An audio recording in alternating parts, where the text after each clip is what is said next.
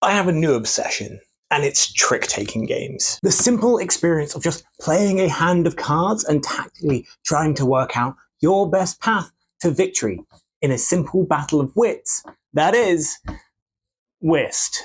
As a child, my family played a large amount of whist while on holidays, and it's like the only time we had anything that could be considered fun in each other's company.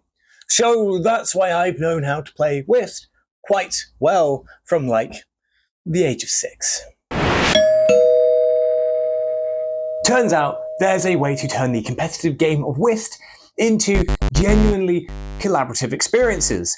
That's right, your happy memories can now be ones of helping one another and not trying to work out the best way to absolutely crush your mother. Do you see what happens? Do you see what happens when you step into my kingdom of cards? So, The Crew.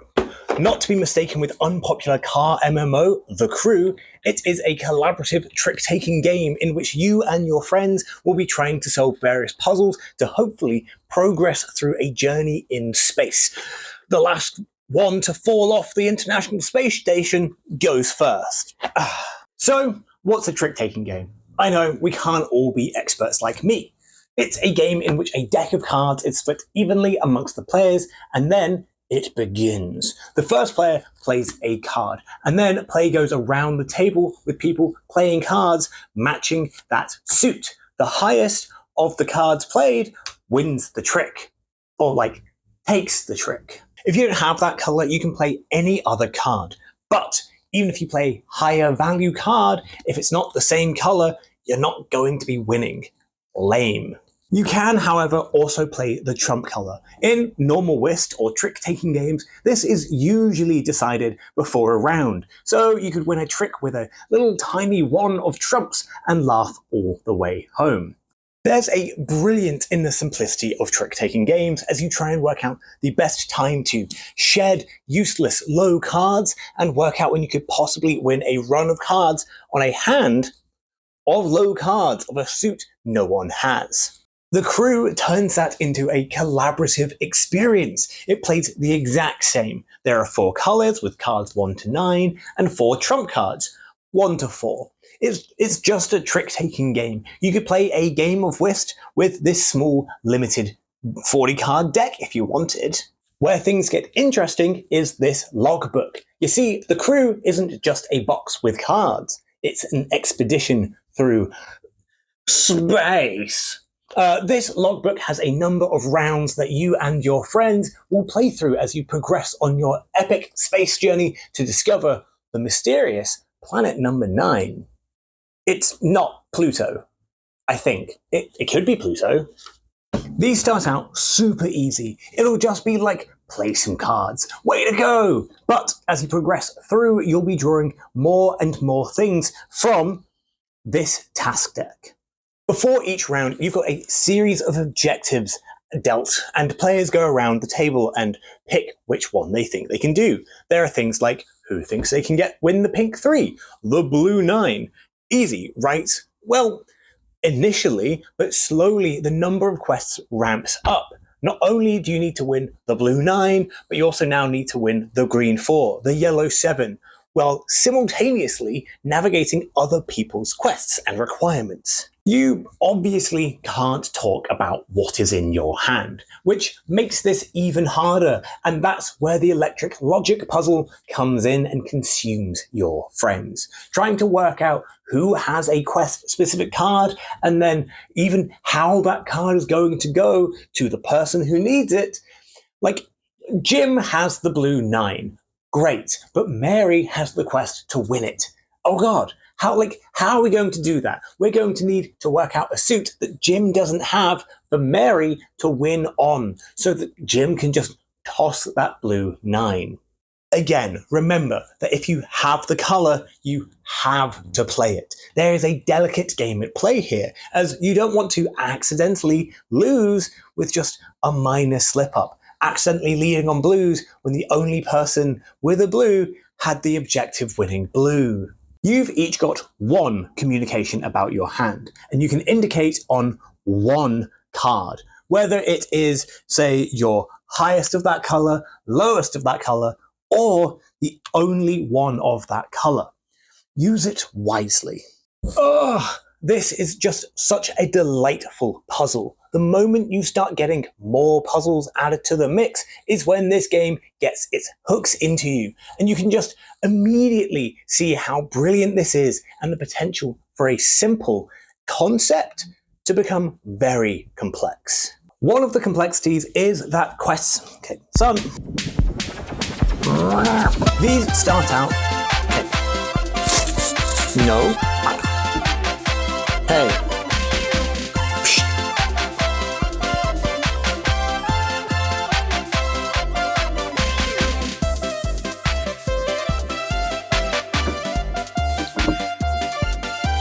No. Excuse me? I never actually discovered what was up with Planet 9. It could be... Jeremy.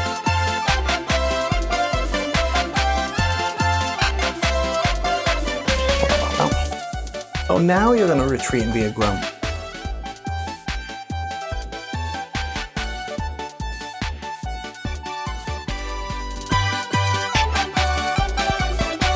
One of the complexities is that quests will start needing to be done in a specific order. You may find that you have to win the pink 1 before Jim wins the green 7, and only then can Mary get her yellow 3. Those slight slip-ups you may have done, well, they now open up more and more, and it just adds to this brilliant puzzle. It is ultimately just trying to win specific cards in a specific order while not being able to talk. And it's honestly so effective. If only there was just some other way to improve the entire thing. The Crew Deep Sea Adventure is the sequel to The Crew, not to be mixed up with unpopular car MMO, The Crew 2. It's essentially the exact same game, except that deck of tasks has exploded and become a lot more interesting. They're no longer something simple like just win the yellow 2. They've expanded to things like don't win any pink cards, win 3 2s, or win more green cards than yellows. Jeremy, you best not be... No. This expands the game from just a simple pin the tail on where the card is to this intricate puzzle labyrinth in trying to work around all of these landmines to achieve victory. It's really clever how these are done. Each task has a difficulty rating, and a mission will say that you need 5 points worth of tasks. This could end up being 5 level 1 tasks, or 1 level 5 task. The level 1 tasks are very simple and straightforward, while the level 5 tasks are incredibly difficult. It's so cool as you just get this interesting medley of problems that means even on replay, you're not only dealing with a different number of tasks, but a different set of ideas and tasks as well. This game becomes quite tough at times. My friends and I played through almost the entirety of The Crew Waterworld on a single holiday in Ireland, and it consumed us. There were full-on evenings where we got stuck on one mission because we refused to change the tasks, adamant that eventually we'll just crack the puzzle. Stress levels were high. There were frowns around the table. It took me back to my childhood holidays. But the relief that comes from clearing that mission, finally breaking through the twists and turns, feels so good. You'll all come away as better friends and closer for it. So very different to a family holiday. There's a story that runs through each box, and they're fine. I never actually discovered what was up with Planet 9. It could just be Pluto. But Mission Deep Sea follows Captain Meg Diver as she leads a crew to explore some undersea ruins. Except, well, without spoiling too much, unless you want to just look at the front of the box, you spend the entirety of the 30 missions building up this mystery of whatever these ruins could be. And then it just sort of ends. Nothing actually happens. And also the ruins might just be Atlantis. Maybe it's Pluto. There was a funny moment where a quest involved a co-worker being attacked by a jellyfish, and my friendship group and I just kept failing it over and over. The mission was to a time limit, and we just came to the conclusion that, well, maybe by the end, once we'd finally succeeded, we'd at least managed to retrieve the body. The Crew is simple but effective. It's a perfect holiday game filled with just like this light puzzle that means even your less board game efficient friends will understand it and get on board with it enough to blast off to a good time, while you little genius can get deep into the madness and the marinara trench of the devilishness of how this puzzle unfolds. Obviously, I'd say to get The Crew 2.0, just add water, as it is basically just The Crew, but better and more improved and more interesting. Although this only has 30 missions, whilst your space excursion has 50, so you might get more, I don't know, I don't actually know where this one goes. I assume space.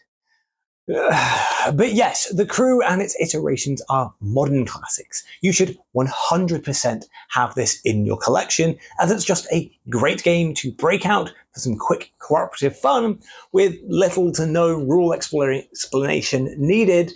So even your family might like it, because they don't actually have to listen to you speak that much. Hello, thank you for watching my video. I have no idea if I'm in focus. This sounds good, because could you guess? Just like, this video has been a bit of a nightmare because I have a cat who has decided to choose violence. You might have noticed him in almost every shot and every angle and attacking everything, including me. Oh, squatting in a corner is not the one. So this is a video of hopefully quick and easy video about The Crew, a delightful little trick-taking game, small box, big ideas, big puzzle, and I think it's like, honestly, it's the perfect take it away game, or just if you've got a semi-regular group who hang out but you don't really want to play big games, cracking through 5 missions of The Crew is a great way to just spend an evening. Give me 1 second.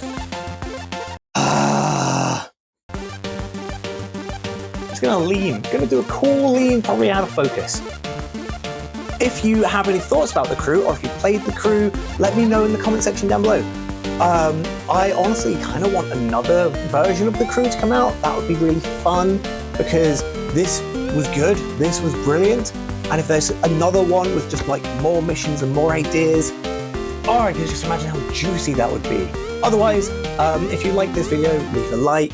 I have other videos which you can see, in which there is one here which is about Claire Obscure Expedition 33, which is honestly a great game. I would highly recommend it. Video, blah blah blah. Down here is another video about something else. I feel like I might have done another board game review, or it's who knows? It's been so long. I'm really far behind. Otherwise, you can just click on my face where there is a subscribe board to subscribe. Yeah, thank you and goodbye.